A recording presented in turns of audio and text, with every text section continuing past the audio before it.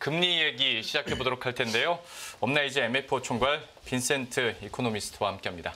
어서 오십시오. 네, 안녕하세요. 오랜만에 뵙습니다. 오랜만에 뵙습니다.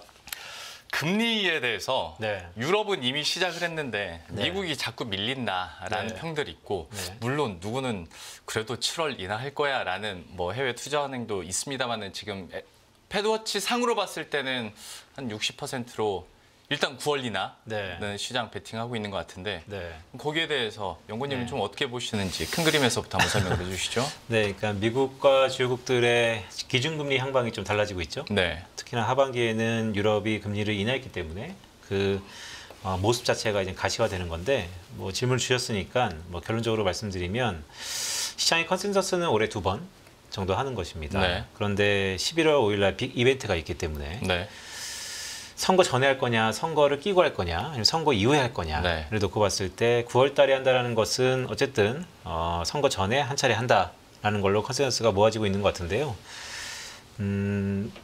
여기 오려고 미국의 CPI 전망을 다시 한번 해봤거든요. 네, 그리고 올해 12월 달까지 프로젝션을 쭉 뿌려보면 이따도 잠깐 말씀드리겠지만 작년에 미국의 물가가 상고하저였어요. 네, 그래서 올해 그대로 기저를 감안해 봤을 때 올해 발표되는 한 6월 달에 소비자 물가 상승률까지는 하락 압력을 받을 거고 올해 하반기에는 반등할 텐데 하반기가 전체적으로 보면 3분기, 4분기 반등인데 네. 3분기하고 4분기의 모습이 약간 다르더라고요.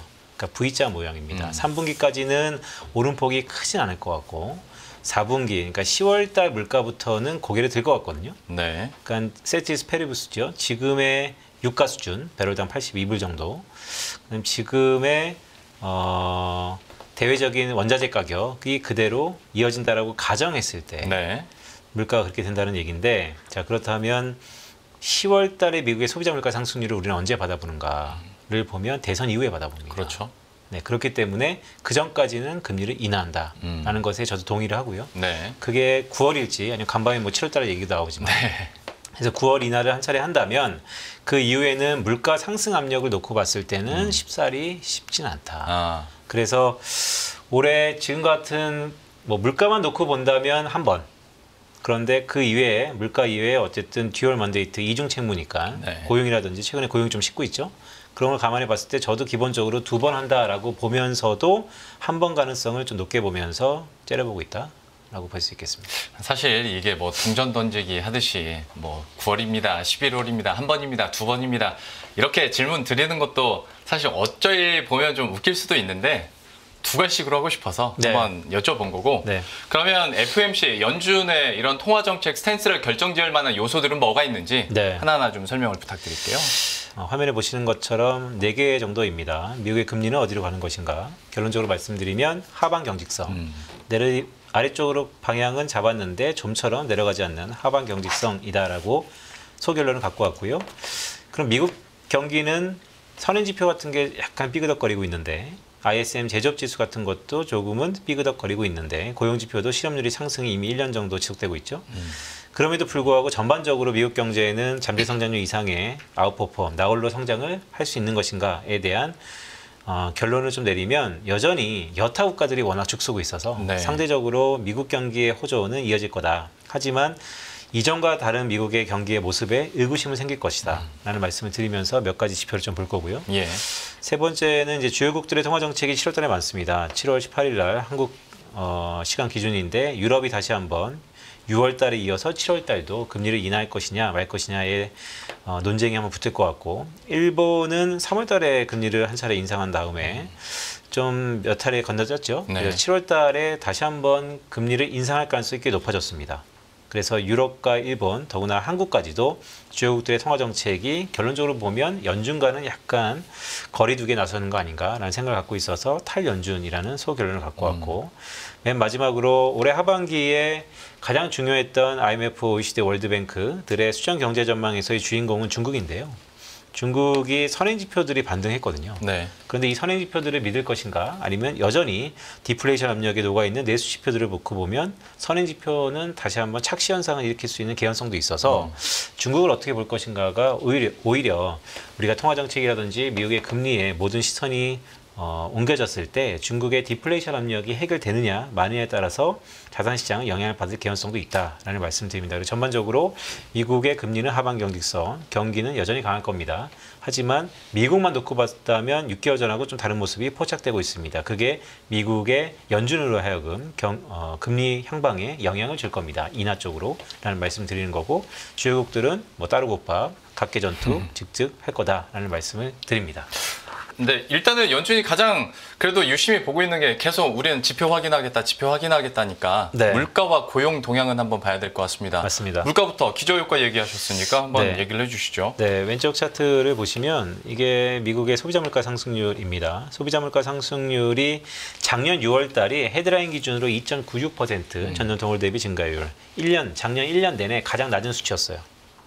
작년 1년 중에 가장 낮은 수치였다면 올해는 기저, 역기저 등등이 이제 작용하는 것이죠. 어쨌든 작년에는 상반기가 좀 높았고 하반기가 좀 낮았습니다. 그렇다면 그대로 간다면 올해는 상반기가 낮고 하반기가 높을 텐데 유독 6월 달에만 작년에 가장 낮았다라는 게 좀 변수일 수 있을 것 같다라는 말씀 드리면서 오른쪽에 보면 파월 의장이 주목하고 있는 슈퍼코어 제가 정의를 내렸는데 핵심 소비자 물가에서 주거 비용을 차감한 초핵심 소비자 물가 상승률을 보고 있다라는 것인데 보시면 가장 최근 자료가 다 고개를 내리고 있습니다. 네.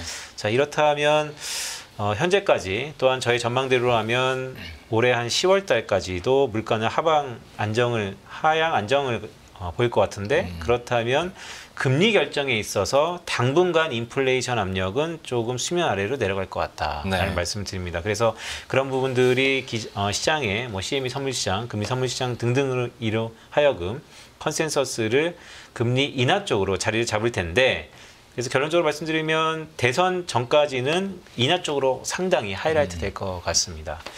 하지만 경제 지표를 좀 중장기적으로 보는 사람들 입장에서 보면 지금의 인하는 계속해서 뭐 보수적으로 아니면 부정적으로 논하는 목소리도 한쪽으로 나올 겁니다. 그래서 10월 달, 11월 달 물가 수준부터는 고개를 좀 들 것이다 라는 말씀을 조심스럽게 드리고 그런 의미에서 오른쪽 차트가 키 차트인데요.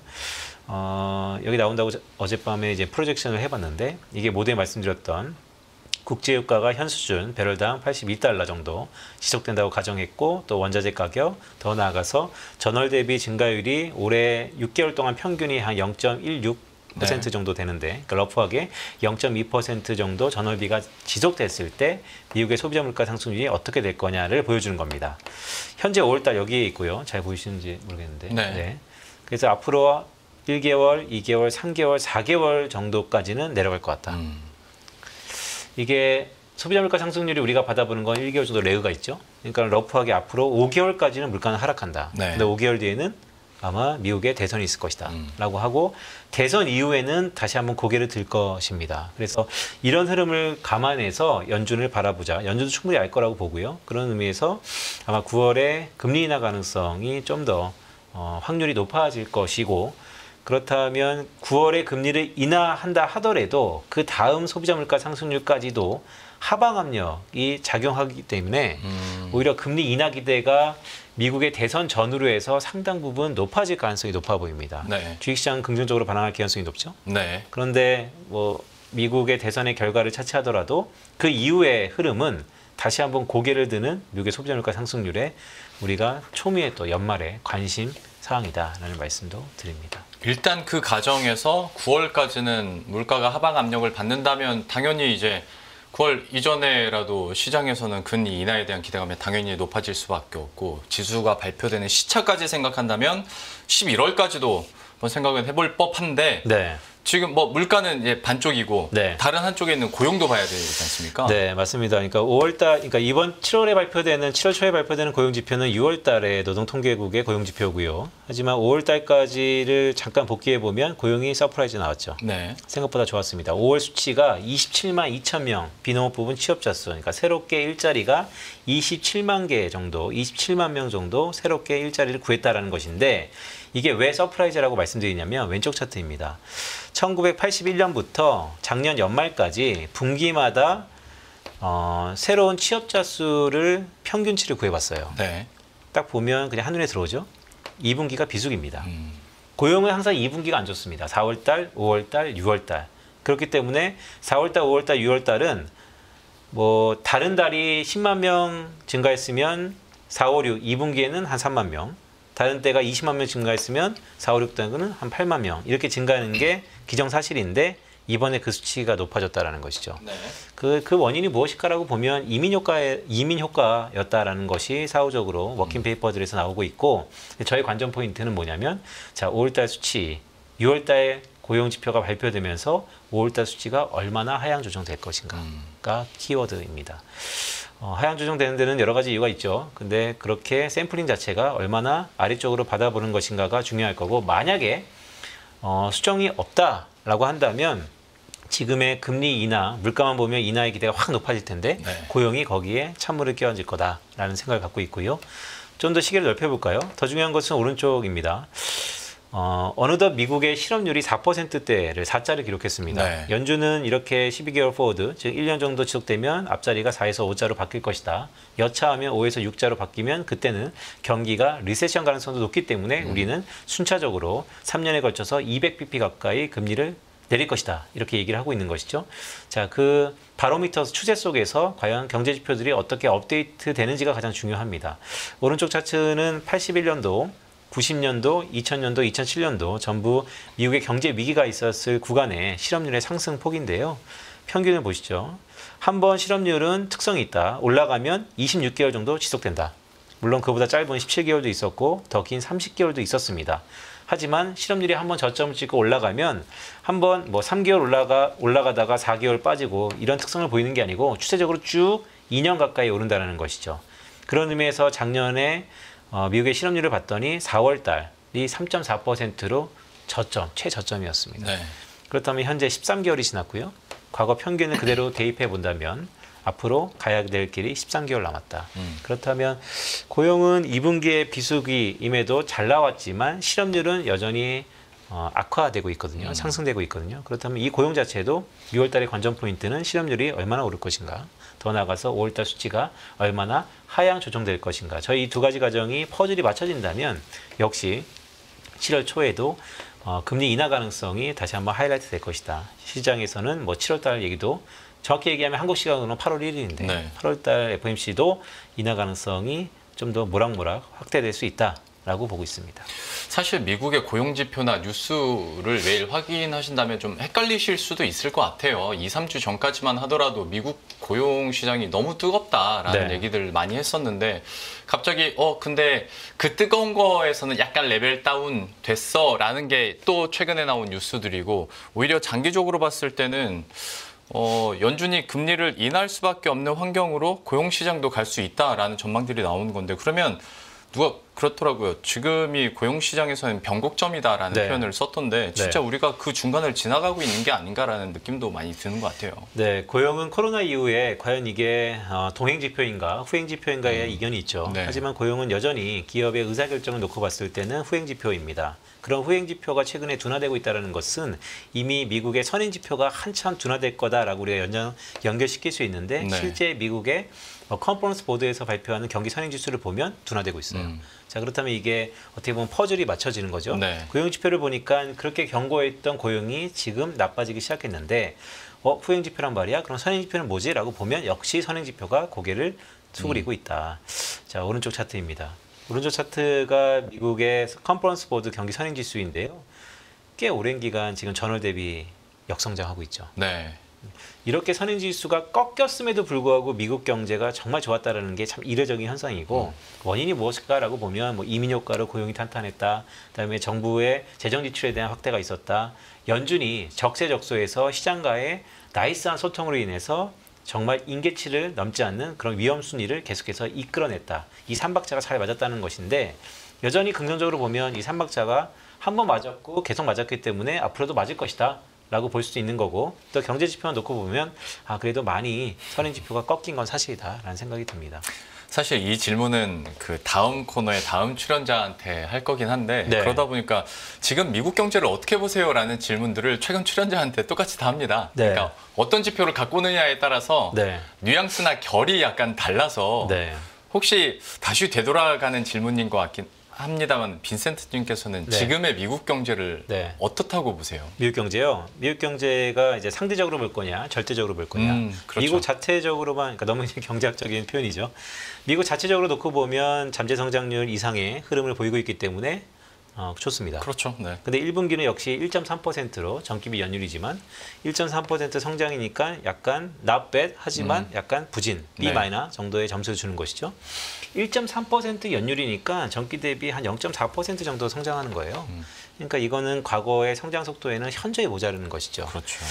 그런데 아이러니컬하게도 상대적으로 보면 미국이 이렇게 안 좋았어? 다른 나라는 어때라고 보면 다른 나라는 다 죽쓰고 있는 것이죠. 맞습니다. 오히려 유럽도 그렇고 일본도 그렇고 한국도 여지없이 안 좋은 상황입니다. 그래서 꼭 뭐 제로섬이다 그러다 예를 들어서 유동성이 정해져 있고 한국만 투자해야 된다라고 하면 다 미국으로 가는 것이고 그런데 지금 투자할 거냐 1년 뒤에 투자할 거냐를 논하는 절대적인 상태로 놓고 봤을 때는 이전보다 지금은 타이밍상에서는 약간 부담스러운 부분이 있다라고 말씀드립니다. 그런 의미에서 이제 왼쪽 차트를 보시면 제가 아마 여기 한 달에 한 번 나오니까 한 1년 된 것 같아요. 작년 7, 8월 달부터 이제 중립금리 얘기가 수면 위로 올라올 것이다. 잭슨홀 기준으로 해서 라는 네. 말씀드렸는데 실제 중립금리가 참 중요합니다. 중립금리가 참 중요하고요. 특히나 경제학적으로 중요하고 연준도 이 많은 점도표의 변화 속에서 딱 하나 중심을 잡고 있다라고 저는 개인적으로 생각하는 이유가 중립금리가 계속해서 상향 조정되고 있다는 것이죠. 왼쪽 차트는 연준의 다플렛 지난 9개월 동안의 기록입니다. 작년 12월 달에 다플렛을 보면 장기 흔히 이제 롱글러 런이라 그래서 뭐 실무진들은 5년치의 금리 전망이다라고 해석하는 사람도 있고 어떤 사람들은 미국의 경기 사이클이 10년에서 5년으로 줄었기 때문에 이 정도의 장기적인 전망이라면 중립금리하고 프락시 대리 변수로도 충분히 가능하다라는 해석으로서 우리가 중립금리라고 봅니다. 작년 연말에 2.5% 정도가 이제 5년 뒤에 미국의 금리 수준이다, 기준금리 수준이다라고 연준 위원들이 전망했다면 중립금리가 그 뒤로 3월달 FOMC, 6월달 FOMC에 점점 중립금리가 올라와서 어느덧 이런 추세라면 올해 12월 달에는 중립금리가 3%대를 볼 수도 있다라는 것으로 해석을 합니다. 중립금리가 3%라는 거 그러니까 그 어느 경제 참여자들도 3%의 돈의 값에는 이견이 없다라는 것이기 때문에 상당히 미국을 바라보는 이 허들 자체가 높아지고 있다라고 보는 것이고 이게 왜 재밌는 거냐면 지금 연준이 금리를 인하한다고 하죠. 네. 근데 이번에 인하가 시장에 반영되고 있습니다. 다시 한번 반영되고 있습니다. 그런데 좀만 지나면 그래서 인하를 얼마나 하는데 라고 본다면 네. 그 인하의 폭이 상당 부분 적을 수 있다라는 거. 그렇다면 시장에는 두 가지 시각이 있을 것 같습니다. 한 번은 어차피 인하의 폭은 정해져 있다. 이전보다 좁아졌다.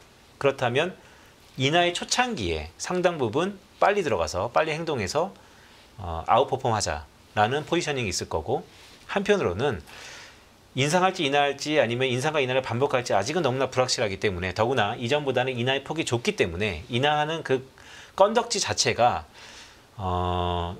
물가가 안정되는 것보다 경기가 둔화되는 모습에서 인하하는 것은 결과적으로 좋은 적이 없다라고 네. 해서 이번에 인하를 위험자산 선호 측면에서는 좀 부정적으로 볼 수도 있다는 생각이 듭니다. 그래서 인하를 함과 동시에 금융시장이 이 장기금리, 즉 중립금리가 올라가는 것에 대해서 어떻게 해석하는 것이 어떻게 해석하고 있는 것을 우리가 포착하는 게 좀 더 중요한 타이밍이 됐다라는 생각을 갖고 좀 있습니다. 말씀하신 그 포인트들이 이번 연준의 점도표에도 어느 정도는 좀 반영이 된 듯한 모습들도 있고 물론 이번에 나온 점도표 같은 경우에는 올해 뭐 한 번 인하였지만 뭐 한두 사람만 마음 바꾸면 올해 두 번도 충분히 가능해라는 게 시장의 어떤 심리적인 컨센으로 좀 자리 잡은 감이 없지 않아 있는데 맞습니다. 좀 연준의 스탠스나 그 점도표를 보셨을 때는 어느 쪽에 좀 더 무게감을 두셨는지 전 그것도 좀 궁금하네요. 그러니까 6월 FOMC의 리뷰 성격인데 점도표가 매우 중요했으니까 네. 또한 7월 달에 저희 적어놨는데 7월 4일 날 FOMC 의사록이 발표됩니다. 네. 그래서 월 초가 되면 또 이제 바쁠 텐데 FOMC 의사록에서의 가장 주목할 관전 포인트는 점도표를 연준 위원들은 어떻게 해석하고 있냐가 가장 중요할 것 같습니다. 화면에 보시는 것처럼 왼쪽 차트인데요. 저는 이번 점도표를 조3, 모사라고 키워드를 드렸습니다. 네. 왜냐하면 앞에 먼저 주고 뒤에 나중에 주고 앞에 조금 주고 뒤에 많이 주고 네. 결국 보시면 3월달 FOMC와 6월달 FOMC가 올해는 드라마틱하게 3번에서 1번으로 줄어든 것 같지만 결국 이게 최근에 저도 요즘 교육에 관심이 많아서 아이들의 선행학습을 과연 시켜야 되는 거에 대한 논의로까지 되는데 왜냐하면 결국 빨리 시켜도 가는 종착지가 똑같다면 네. 과연 그 선행학습이 의미가 있냐라는 의미에서 똑같습니다. 지금의 금리 인하 폭이 결국 3년 뒤에는 3개월 전과 지금이 똑같기 때문에 네. 과연 종착지가 똑같은데 먼저 가냐 늦게 가냐 무슨 의미가 있냐라는 정도로 해석할 수 있고 하지만 그 이면에 보면 그래도 중립금리가 올라가는 것에 좀 더 방점이 있었다. 그래서 이번에 점도표는 저 개인적으로 연준은 주창했으나 올해 3번 내릴 거다. 네. 근데 역시 연준조차도 데이터 디펜던트하기 때문에 최근에 받아보는 소비자 물가 상승률이 생각보다 호기시해서 그것을 받아들였다. 시장과의 소통을 위해서. 하지만 말씀 주셨던 것처럼 여차하면 바로 피버팅을 다시 할 수 있을 정도의 애매한 수준을 남겼다. 그래서 이번 점도표는 올해 3번에서 1번으로 줄었다. 아니면 3년 뒤에 200bp 인하가 변하지 않았다. 보다 더 중요했던 것은 여전히 연준은 저금리 시대의 종언을 계속해서 시사하고 있다. 중립금리가 올라가고 있다라는 것이 좀 더 중요한 것 같습니다. 그래도 아이들 선행학습은 그래도 선행학습 시킬 동안에는 배우고 믿기라도 하죠. 네. 지금 시장은 아예 안 믿어버리는 경우들이 많아 버리니까 그리고 네. 자기의 컨센트를 자체적으로 만들다 보니 과연 그 통화 정책의 일관성이나 점도표대로 움직여 줄지는 한번 지켜보긴 해야겠습니다.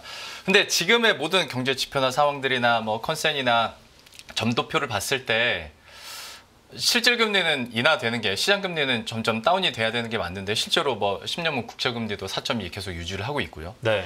달러가 안 떨어져요. 그렇죠. 달러는 그러면 결국 네. 프랑스 얘기 또 하고 네, 네. 유로존 얘기하고 그렇게 마치는 겁니까? 그렇죠. 달러는 이제 스마일이라는 게 있죠. 달러는 경기가 어려워도, 그러니까 세상이 다 망할 것 같아도 살아남는 건 달러. 네. 또한 기초통화국인 미국이 잘 나가도 달러는 선호. 그래서 양끝단에 이제 스마일 현상이 일어났다라고 하는 것인데 달러 인덱스 중에서 유럽이 차지하는 비중이 80% 무시할 수 없습니다. 더구나 7월 아마 첫째 주 토요일일 텐데 프랑스의 조기 총선이 있죠. 프렉시트 얘기까지 나오는 정도니까 네. 어쨌든 유로화는 약세 압력이 높아질 겁니다. 그렇다면 유로화 약세는 달러 강세. 자연스럽게 달러는 7월 중반까지도 계속해서 강할 요인이 있고 더구나 7월 달에는 파월 의장의 양원 연설이 있습니다. 반기 보고가 있기 때문에 반기 보고에서 어떤 게 하이라이트 될까라고 보면 결국 중립금리 얘기가 될 네. 겁니다. 그렇다면 여전히 달러는 강할 룸이 있고요. 그런 것들이 오늘도 우리 달러 환율이 크게 상승했는데 그런 것들이 다 달러 강세를 이미 월이 바뀌기도 전에 적용되고 있다라고 보는 건데 더 중요한 것은 자, 이게 단기적인 이벤트로 해소되면서 이런 소나기가 지나고 나면 7월 아마 뭐 초중순 이후에는 다시 달러가 주춤할 수 있는 것인가. 네. 왜냐하면 금리를 인하한다고 하니까 거기에 가장 키는 이번 프랑스 총선의 결과에 따라 달려있는 것 같습니다.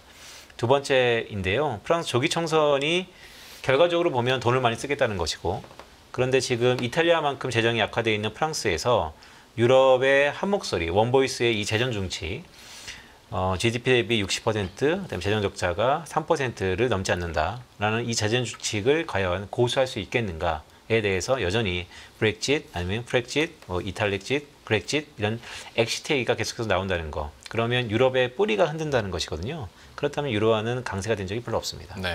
그래서 계속해서 유로화 약세가 이 프랑스 조기 총선 이후의 흐름에 대해서 생각보다 포퓰리즘 정책이 강화된다면 올해 한 6개월 동안 달러가 강했는데 앞으로 한 2, 3개월 동안은 더 강해질 수 있다라는 것으로 해석할 가능성이 높아 보입니다.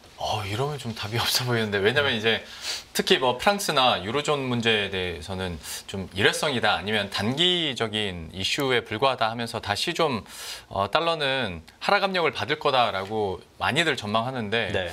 빈센트님께서는 이게 뭐 2, 3개월짜리도 될 수 있다고 하니까 네. 그러면 어디서 달러의 하방 압력을 우리가 네. 기대할 수가 있는 겁니까? 달러는 실제 연준이 금리를 인하하는 그 시점에서 하방 압력이 한번 받을 것 같고요. 그렇다면 지금의 시계대로라면 9월 달이죠. 9월 중순이 되면 그 전후로 해서 달러의 강세가 되돌림이 있을 것 같고 그 전까지는 우리가 프랑스는 유럽은 잘 모르죠. 근데 저 개인적으로 저희 집안에서 고모부가 프랑스 사람이기 때문에 그러세요? 네, 프랑스는 제가 나름대로 조금 남들보다는 좀 관심이 네. 있습니다. 이번에 조기 총선은 우리가 그냥 퍼퓰리즘에서 지속된다라는 게 아니고 프랑스의 이민법을 건드리고 있어요. 그래서 프랑스의 이민법을 프랑스인과 프랑스 여타인들의 싸움이기 때문에 이것은 뭐 미국 대선도 마찬가지일 겁니다. 재정 정책에 대한 우려와 기대가 혼재될 수밖에 없는 상황이기 때문에 이 이후에도 자칫 뭐 하나의 이벤트로서 치부되기보다는 조금 중장기적인 요소로 저희가 바라봐야 된다는 생각을 갖고 있습니다. 그거 얘기 좀 해주세요. 프랑스 실제로 분위기는 어떻답니까? 뭐 기사로만 보면 살벌한데. 뭐 아이러니컬 하더라도 프랑스는 올해 전 세계 축제가 열립니다. 올림픽.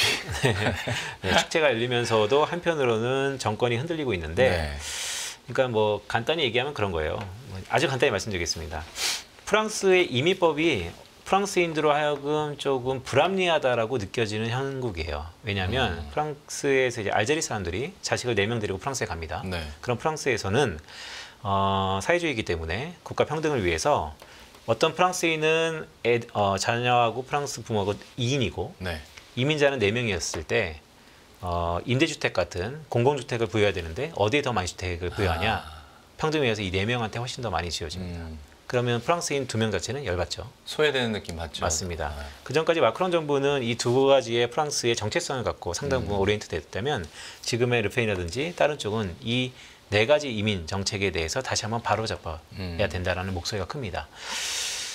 프랑스에서 이민은 우리나라도 뭐 국가 비상사태를 선언했지만 상당히 중요한 거예요. 왜냐하면 노동력이 있어야만 국가 경제가 바탕이 되기 때문에. 그래서 네. 이민은 되게 중요한 건데 단편적으로 얘기해서 불합리한 비합리적인 이민의 민족주의가 좀 불거졌고 이거는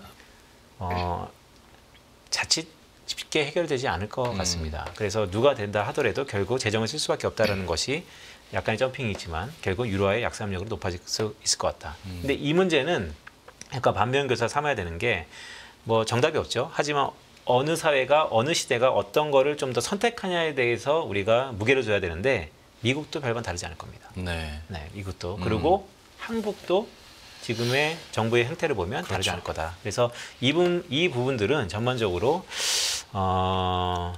재정 지출을 좀 더 확대할 수 있을 것으로 결론 지어질 것 같다라는 말씀을 드리면서 요거 하나만 좀 더 말씀드릴게요. 네. 이 왼쪽 차트인데요. 갑자기 유럽에서 이제 미국으로 왔습니다. 이번에 7월달에 발표되는 경제 지표 중에서 저는 가장 주목하는 거, 주식시장 측면에서 가장 주목하는 것은 미국의 개인 소비 지출, 그러니까 소비 판매 등등입니다. 왜냐하면 이게 참 재밌더라고요. 미국의 개인 소비 지출이 이렇게 추세적으로 이렇게 회복하고 있는데 코로나 네. 이후에 이 파란색 한번 보시죠. 화장품이 월등히 지출이 증가하고 있습니다. 한국의 올해 6개월 정도를 회고했을 때 주도주가 무엇이냐라고 보면 그중에 단연 화장품이 있습니다. 왜냐하면 네. 내수주에서 수출주로 바뀌었고 탈중국에서 이제는 미국과 중동향으로 수출이 확대되고 있다라는 의미에서 실제 미국인들의 데이터를 보면 이 코스메틱, 뷰티 쪽에 상당 부분 지출이 늘어났다라는 네. 거. 그래서 이게 얼마나 많이 늘어났냐면 미국은 자동차, 이 필수품인 자동차보다도 훨씬 더 증가 속도가 크다. 물론 규모 자체는 적죠. 하지만 이 증가 속도가 크기 때문에 속도에 반응하는 한국에 관련된 종목들 최근에 한 2, 3일 정도, 일주일 정도 조정을 받고 있지만 또다시 자신감을 갖고 바라볼 수 있는 그런 근거가 아닌가라고 보고 있습니다.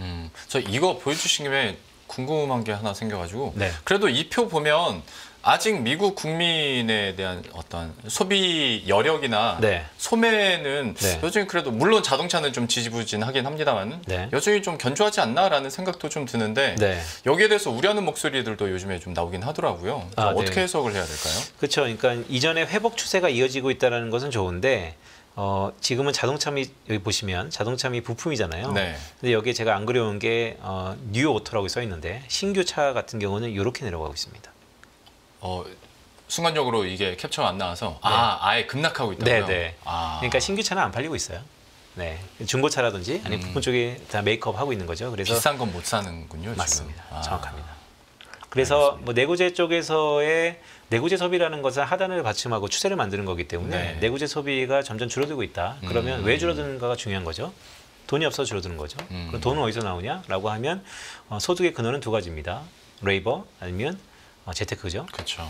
한쪽은 잘 되고 있죠. 근데 한쪽에서 좀 삐걱거리고 있다는 게 미국의 어떻게 보면 경계감을 갖고 있는 목소리로 우리 해석할 수 있다. 그러니까 데이터를 주말에 이렇게 그려보면서 화장품은 참 많이 괄목할 만한 성장을 했구나라는 생각이 다시 한번 들었습니다. 저거만 보더라도 다시 뭐 수출 얘기도 할 수도 있고 네. 미국의 고용 시장과 고용 지표 고용 동향의 수요 공급 측면까지도 얘기를 할 수 있겠지만 맞습니다. 이거는 다음으로 미뤄두고 맞습니다. 앞에서 저희가 유럽 얘기도 하고 달러 얘기도 했기에 유로존은 그러면 만약에 프랑스 이슈로 해서 좀 2, 3개월 간다고 했을 때 이건 우리가 어떻게 할 수가 없는 거니까 네. 원달러 환율 그러니까 달러도 여전히 내려오지 않는다고 했을 때 네. 원달러 환율 1389원 굉장히 부담스럽거든요. 네.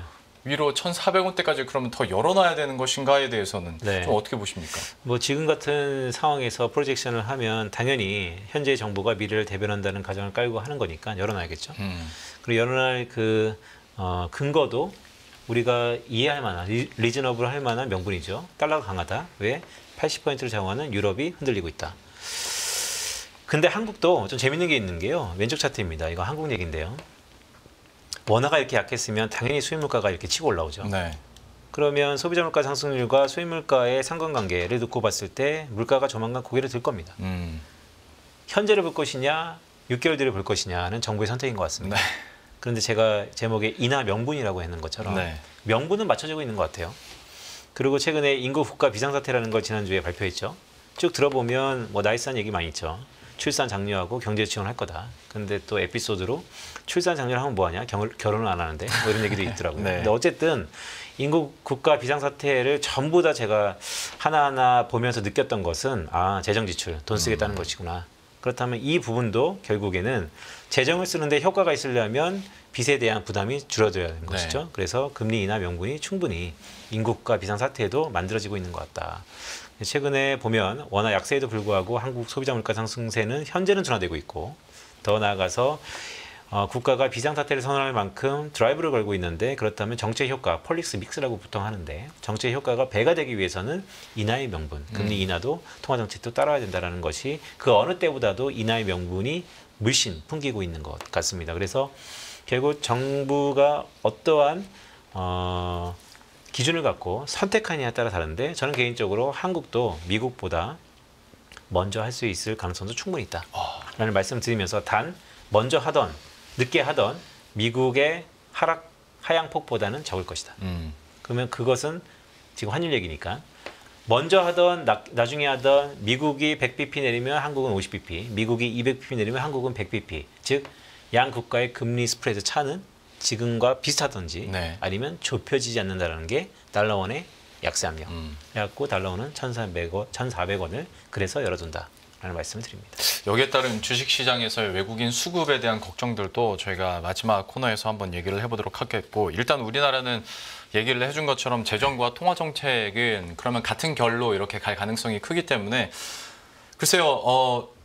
저는 절대 먼저는 못할 거야 라고 생각을 했지만 만나는 전문가들이 미국보다 먼저 할 수도 있어 라는 말들을 점점 더 많이 하는 것 같습니다. 한번 기대를 해보도록 하겠고 시간 관계상 중국 얘기 한번 하고 네. 마치도록 하겠습니다. 중국은 좀 어떻게 보고 계십니까? 네, 중국은 왼쪽 차트를 잘 보셔야 됩니다.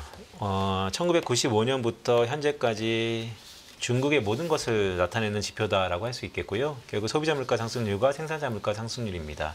중국은 물가 바스켓이 좀 달라서 소비자 물가 상승률은 WTO 가입 이후에 상당히 스테이블합니다. 따라서 실질 물가는 뭐 돈을 가격을 보는 사람도 있고 아니면 생산자 물가를 보는 사람들도 있는데 현재 중국은 디플레이션입니다. 빨간색을 보시면 되는데 이게 전년 동월 대비 증가율입니다. 흔히 아시아 쪽에서 바라보는 통계인 것이고요.